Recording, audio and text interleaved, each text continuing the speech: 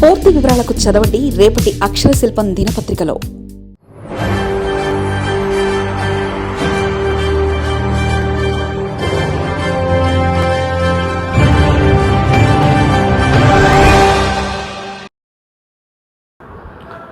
వైసీపీలో liquor scam గుబులు. Seat పరిధి దాటి హవాలా రూట్ వైపు ఈడీ ఫోకస్. తాడేపల్లి గడప వైపు లిక్కర్ స్కామ్ లింకులు. మనీ లాండరింగ్ ఉచ్చులో కీలక సూత్రధారులు. త్వరలోనే వైఎస్ జగన్ కూడా సమన్లు. ఆంధ్రప్రదేశ్ను కుదిపేస్తున్న మద్యం కుంభకోణం దర్యాప్తు ఇప్పుడు క్లైమాక్స్ దశకు చేరుకుంది. గత కొంతకాలంగా రాష్ట్ర ప్రత్యేక దర్యాప్తు బృందం సీటు అవినీతి నిరోధక చట్టం కింద సాగించిన విచారణ ఒక ఎత్తైతే, తాజాగా ఎన్ఫోర్స్మెంట్ డైరెక్టర్ ఈడీ రంగంలోకి దిగడంతో కథ పూర్తిగా మారిపోయింది. సాధారణ అవినీతి కేసులతో పోలిస్తే మనీ లాండరింగ్ నిరోధక చట్టం కింద నమోదైన ఈడీ కేసులు అత్యంత పవర్ఫుల్ కావడంతో ఇప్పుడు లీగల్ పొలిటికల్ వర్గాల్లో తీవ్ర ఉత్కంఠ రేగుతుంది. ఈ కుంభకోణంలో కీలక సూత్రధారిగా భావిస్తున్న రాజకేశ్ రెడ్డిని ఈడీ అధికారులు హైదరాబాద్లో అధికారికంగా అరెస్ట్ చేయడం, అదే సమయంలో ఏకకాలంలో 10 ప్రాంతాల్లో విస్తృత సోదాలు నిర్వహించడం చూస్తుంటే ఈ స్కామ్ తాలూకు మూలాలు అంతిమ లబ్ధిదారుడికి గడప దొక్కడానికి ఎంతో సమయం పట్టదనే సంకేతాలు స్పష్టమవుతున్నాయి. దర్యాప్తు సంస్థల దూకుడు చూస్తుంటే అసలు సూత్రధారి చుట్టూ ఉచ్చు బిగుస్తున్నట్లు కనిపిస్తుంది. నిజానికి ఇప్పటివరకు సాగిన సీట్ దర్యాప్తు కేవలం ప్రభుత్వ నిబంధనల ఉల్లంఘన, ఖజానాకు జరిగిన నష్టం, స్థానిక అధికారుల లంచాల చుట్టూ సాగి ముగింపు దశకు వచ్చింది. అయితే ఈడీ ఎంట్రీతో విచారణ శైలి పూర్తిగా మారిపోయింది. లిక్కర్ సిండికేట్ ద్వారా వసూలైన సుమారు 3,200 కోట్ల అక్రమ సొమ్ము ఎలా రూటింగ్ అయింది అనే కోణంలో ఈడీ పక్కా ఆధారాలు సేకరించింది. ఈ భారీ మొత్తం ఏ షెల్ కంపెనీల ద్వారా విదేశాలకు తరలిపోయింది, మళ్ళీ ఏ రూపంలో రియల్ ఎస్టేట్ జ్యువెలరీ రంగాల్లో పెట్టుబడిగా వెనక్కి వచ్చింది అనే హవాలా లింకులను ఈడీ విజయవంతంగా బ్రేక్ వేసింది. ఇందులో భాగంగానే ఇప్పటికే 441 కోట్ల విలువైన స్థిర చర ఆస్తులను కేంద్ర దర్యాప్తు సంస్థ అటాచ్ చేసింది.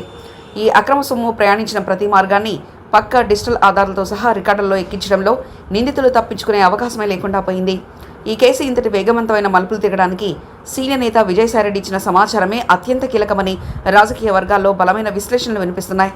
గతంలో ఈడీ జరిపిన సుదీర్ఘ విచారణలో ఆయన ఇచ్చిన స్టేట్మెంట్స్, వాంగ్మూలాలు ఈ దర్యాప్తుకు దిక్సూచిగా మారాయని తెలుస్తుంది.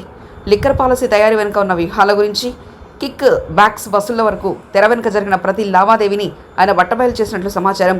ముఖ్యంగా డాలర్ షెల్ కంపెనీల ఏర్పాటు వెనుక ఉన్న అసలు సూత్రధారులను ఆయన ఈడీ ముందు బహిర్గతం చేయడంతో విచారం వేగంగా పుంజుకుంది.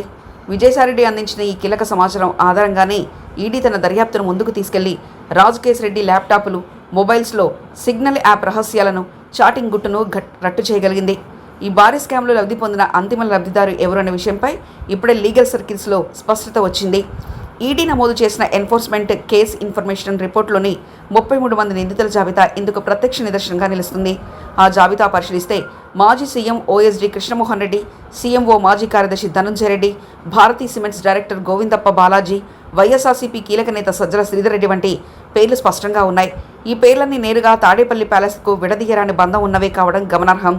వివిధ మద్యం కంపెనీలను బెదిరించి వసూలు చేసిన 15 నుంచి 20% కమిషన్లు, నాసిరకం జే బ్రాండ్స్ ద్వారా ప్రజల ప్రాణాలను బలి తీసుకుని సంపాదించిన వేల కోట్లు చివరికి ఎవరికి హస్తగతమయ్యాయో చెప్పడానికి ఈ లింకులే సజీవ సాక్ష్యంగా మారుతున్నాయని అధికార పక్షం ఆరోపిస్తుంది.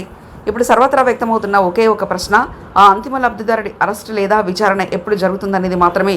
దేశవ్యాప్తంగా సంచలనం సృష్టించిన ఢిల్లీ లిక్కర్ స్కామ్ తరహాలో ఈడీ ఇక్కడ కూడా చాలా వ్యూహంగా అడుగులు వేస్తుంది. మొదట చిన్న తలకాయలు, ఆపై బినామీలు, ఆ తర్వాత మధ్యవర్తులను అరెస్ట్ చేస్తూ ఆధారాల గొలుసును బలపరుచుకుంటూ వస్తుంది. ఇప్పుడు రాజకేశ్ రెడ్డి అరెస్టుతో ఆ ఆధారాల గొలుసు దాదాపు పూర్తి కావచ్చింది. ఈ దర్యాప్తు క్రమం ఇలాగే కొనసాగితే రాబోయే కొన్ని వారాల్లోనే వైఎస్ఆర్సీపీ అధినేత మాజీ ముఖ్యమంత్రి వైఎస్ జగన్మోహన్ రెడ్డికి ఈడీ నేరుగా సమన్లు జారీ చేసే అవకాశాలున్నట్లు రాజకీయ వర్గాల్లో చర్చనీయాంశం అవుతుంది. ఒకవేళ ఆయనను కస్టడీలోకి తీసుకొని విచారించడానికి గనక ఈడీ మొగ్గు చూపితే ఆంధ్రప్రదేశ్ రాజకీయాల్లో మునుపెన్నడూ లేని విధంగా ఒక భారీ సంచలన ఘట్టం ఆవిష్కృతం కావడం ఖాయంగా కనిపిస్తుంది. మరిన్ని కథనాల కోసం సబ్స్క్రైబ్ చేసుకోండి మీ అక్షర శిల్పం. పూర్తి వివరాలకు చదవండి రేపటి అక్షర శిల్పం దినపత్రికలో.